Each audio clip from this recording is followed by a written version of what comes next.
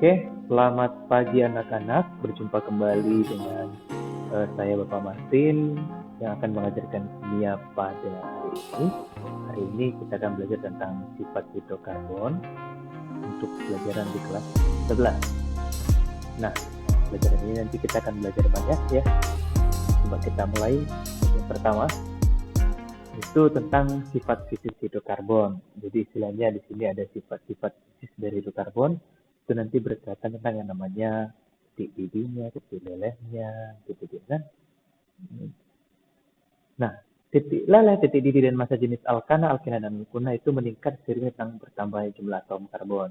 Jadi istilahnya jika jumlah atom karbonnya meningkat, contohnya misalkan yang pertama dia metana dengan eh, propana, maka propana itu titik didihnya, titik lelehnya juga lebih tinggi, gitu ya kan?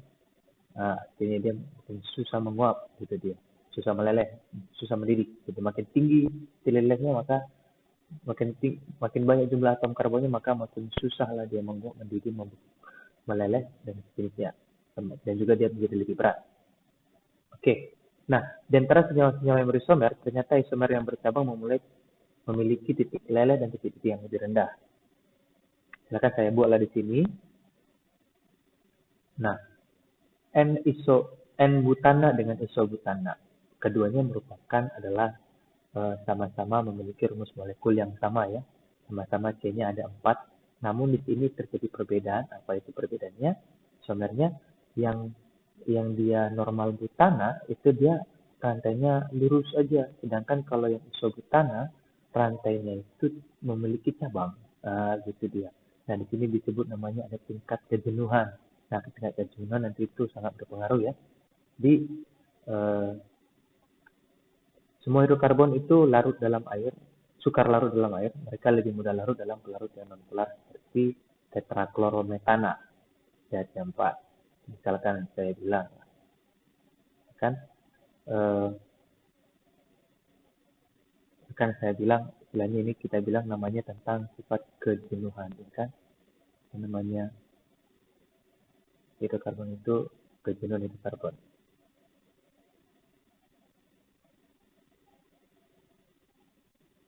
Kejenuhan hidrokarbon. Nah, untuk berdasarkan kejenuhan hidrokarbon ini, kamu harus paham tentang hidrokarbon yang jenuh dan tak jenuh. Kan gitu, kemarin kita sudah belajar sedikit bahwa istilahnya kejenuhan itu ada yang dibilang hidrokarbon itu namanya hidrokarbon jenuh.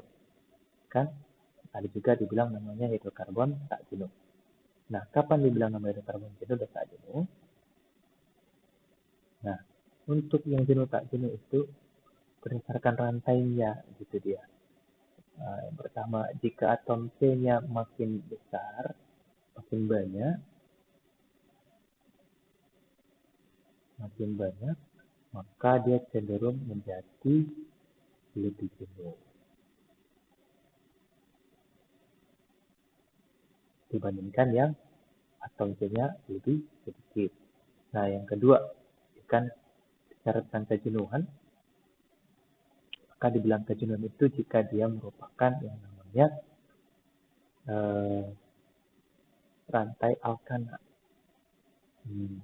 Alkana itu lebih jenuh dibandingkan dengan alkena ataupun alkuna ya.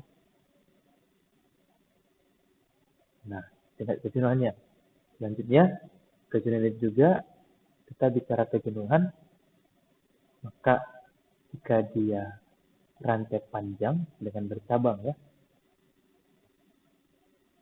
rantai normal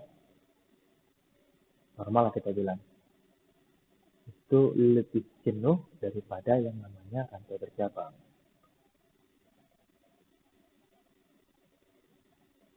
Cabang dengan syarat jumlah atom C-nya sama ya, jumlah atom C-nya sama.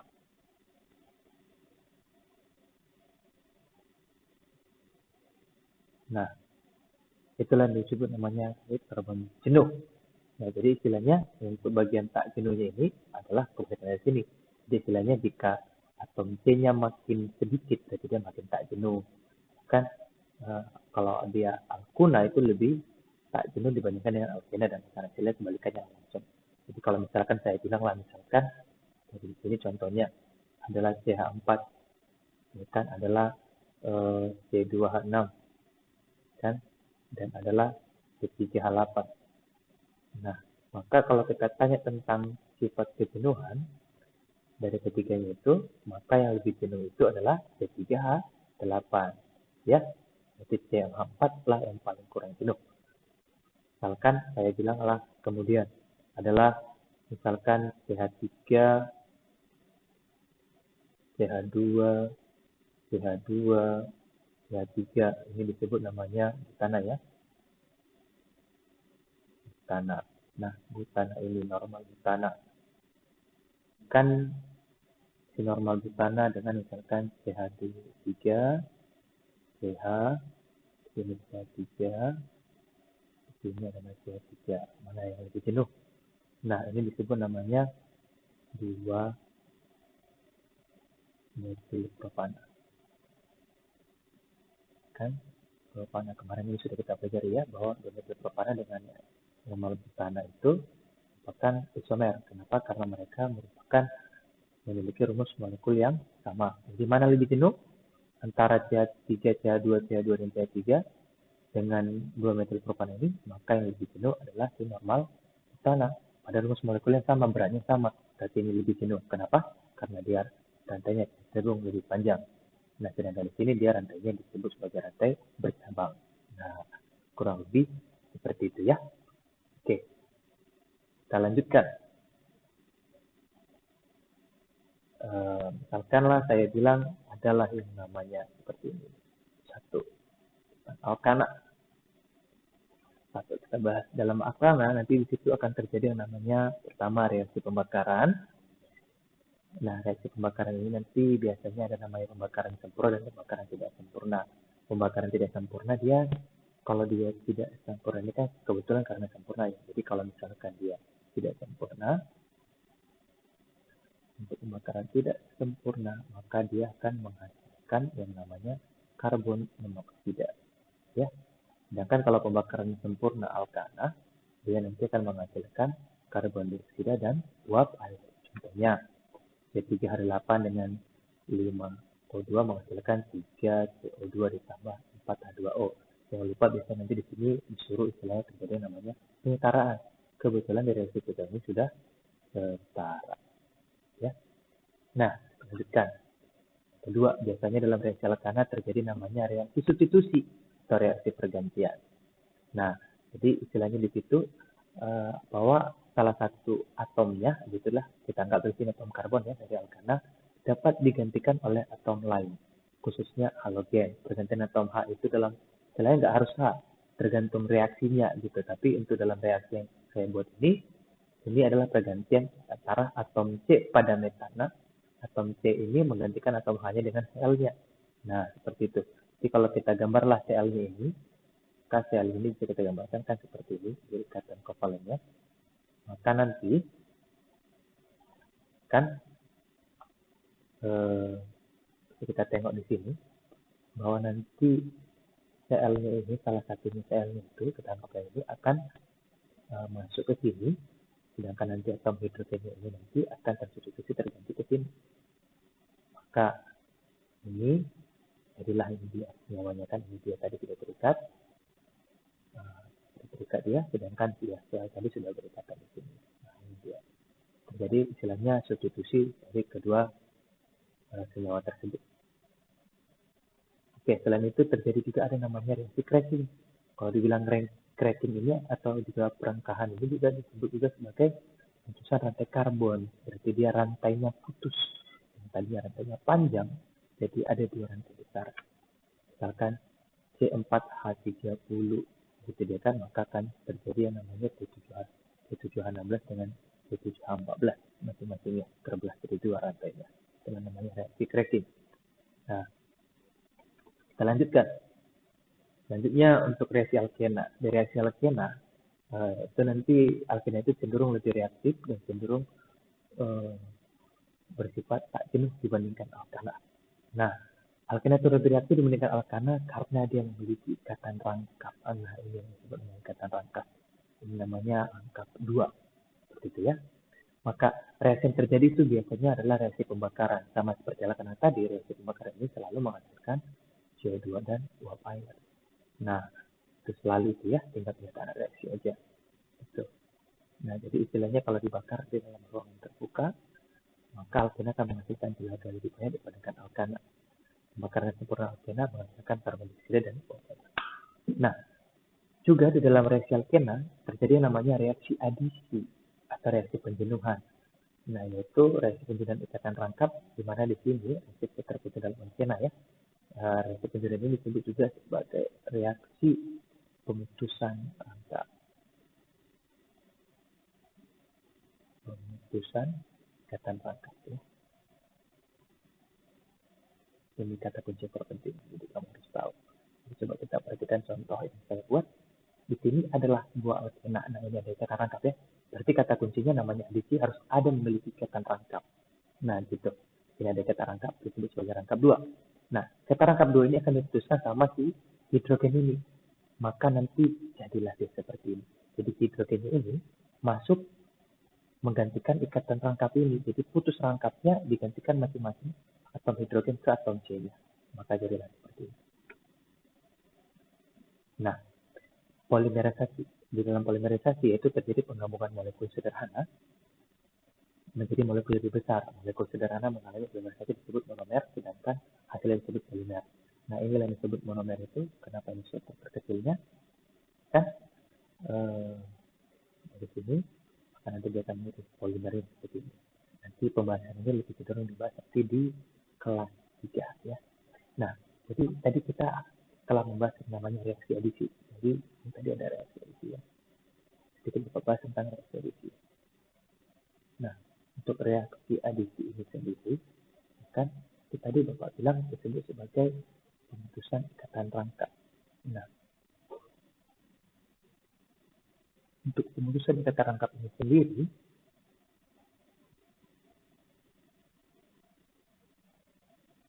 pemutusan ikatan rangkap.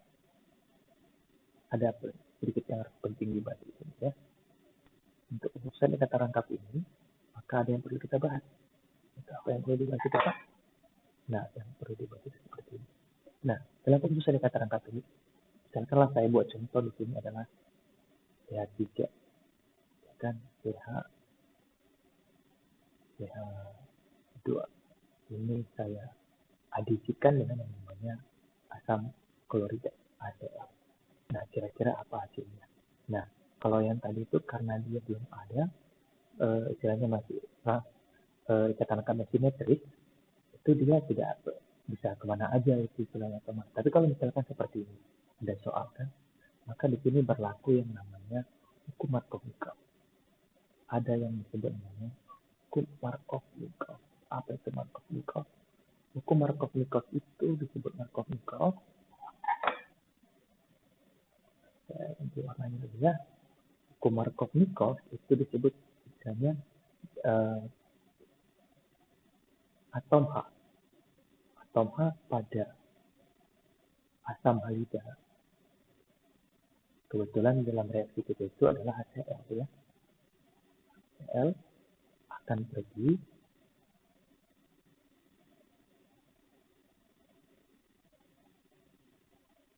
ke atom C rangkap dengan hidrogen terbanyak.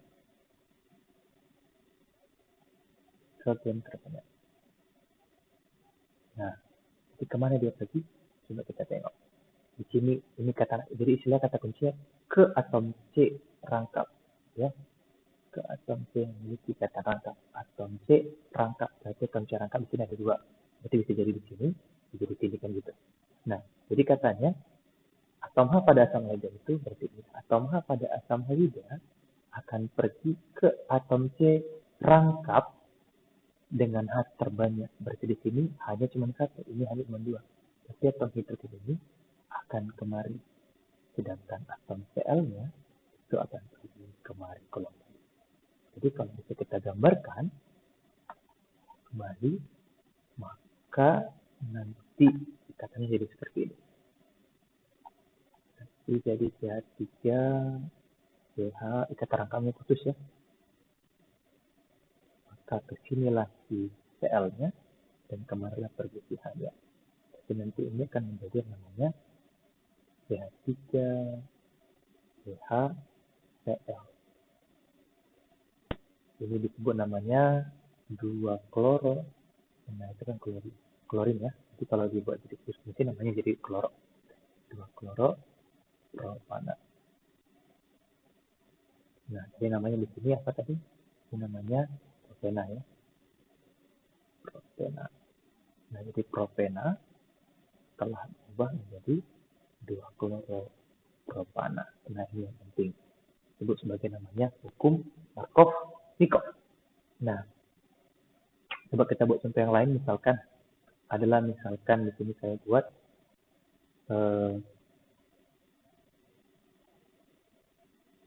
CH3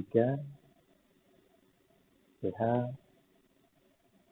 CH2 ditambah dengan H2O ya.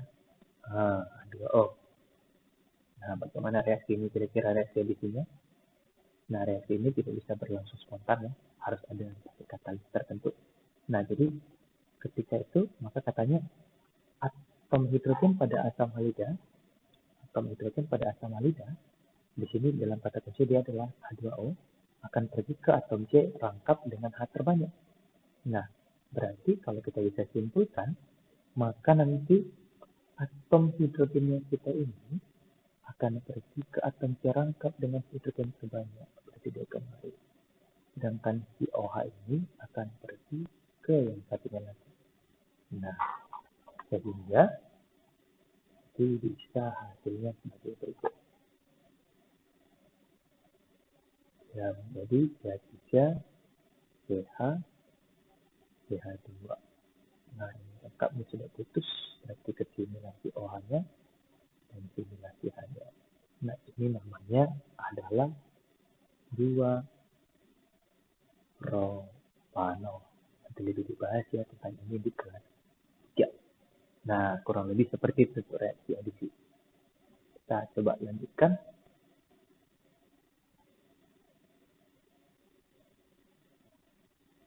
Nah, untuk reaksi alkuna.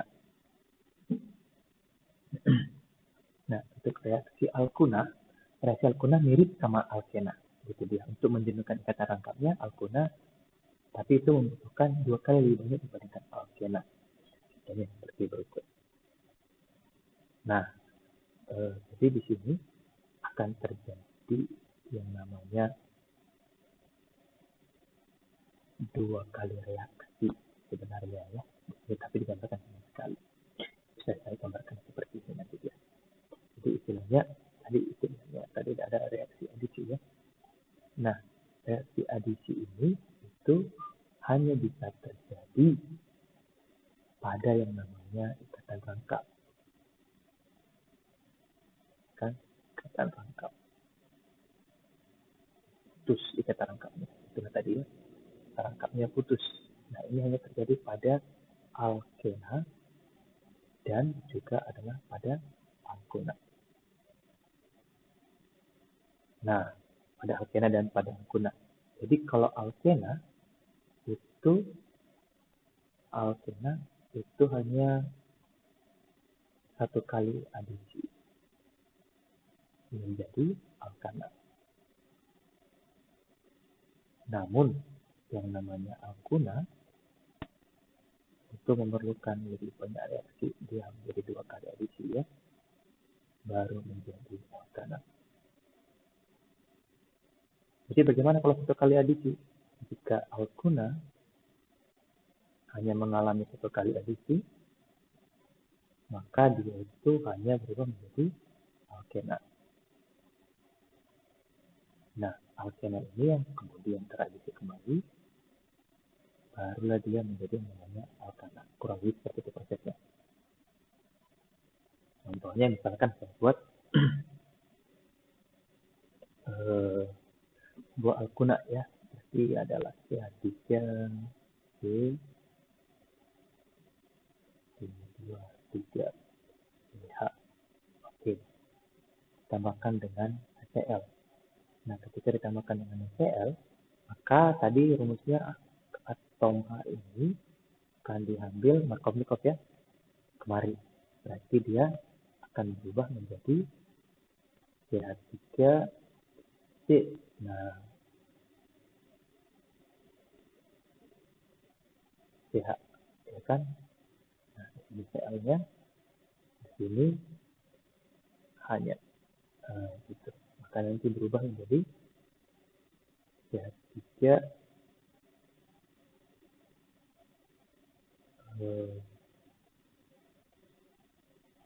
CCl CH2.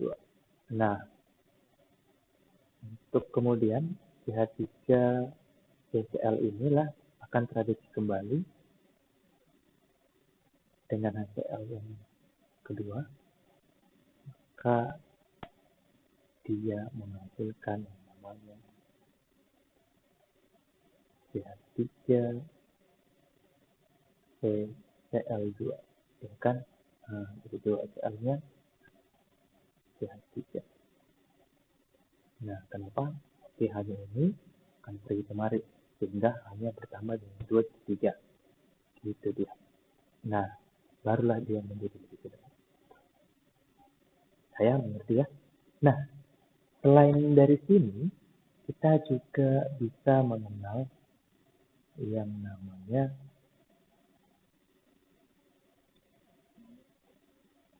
reaksi penting selanjutnya, namanya yang belum ada ya, reaksi eliminasi.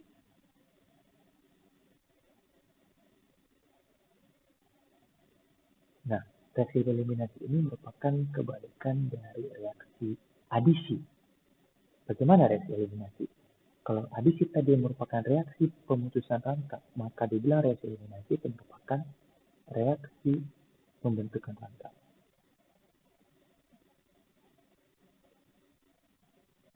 Kan pembentukan rangka. Berarti reaksi ini itu yang tadinya dia alkana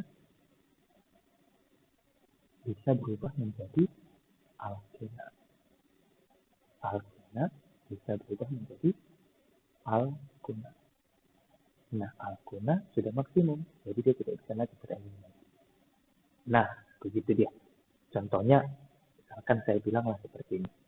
Adalah CH3, CH2, CH3. Kan biasanya kalau dibilang eliminasi, itu dilakukan yang namanya pemanasan. Dan biasanya ditambahkan sesuatu yang pekat, seperti biasanya adalah NaOH pekat. Maka ketika diberikan zat ini, maka dia akan menghasilkan ikatan rangkap, terbentuk ikatan rangkap ya. Nah, seperti ini dia. Ditambah dengan H2. Nah, biar setara ya. Begitu. Nah, jadi seperti itu kurang lebih ya. Coba kita eliminasi lagi. Misalkan ada CH3, CH, CH2. Oh, ini CH2 ya. Maafkan saya. Kita hapus dulu. Ini CH2.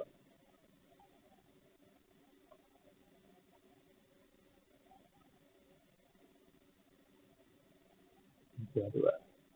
Nah, kita eliminasi kembali. Eliminasi itu biasanya diberikan suhu, dipanaskan, dan ada yang namanya suatu reagen yang pekat, seperti NaOH pekat. Maka dia akan menghasilkan CH3, 2, 3. Nah, begitu dia. CH. Nah, inilah disebut namanya reaksi eliminasi. Alkana menjadi alkena, alkena menjadi alkuna, ditambahkan dengan H2. Nah, seperti itu. Harap sudah mengerti ya tentang reaksi eliminasi. Nah, oke, kurang lebih demikian dulu penjelasan yang bisa Bapak jelaskan. Jika ada pertanyaan, bisa sampaikan di forum, bisa bertanya dengan guru diskusi masing-masing. Harap kalian masih semua bisa kita masih semangat belajar. Sampai nanti ujian, jangan lupa catat yang penting dan kerjakan tugasnya. Selamat pagi, Tuhan Yesus memberkati.